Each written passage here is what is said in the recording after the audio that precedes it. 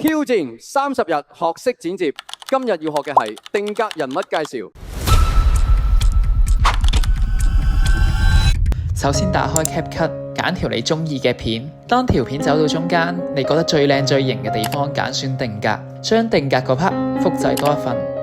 然後撳重疊，拉到同定格嗰 part 對齊，揀選移除背景，自動移除，再撳描邊，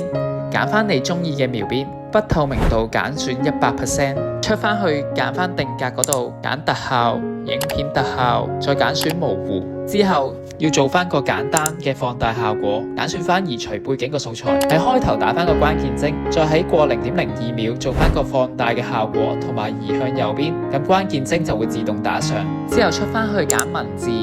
撳繪製，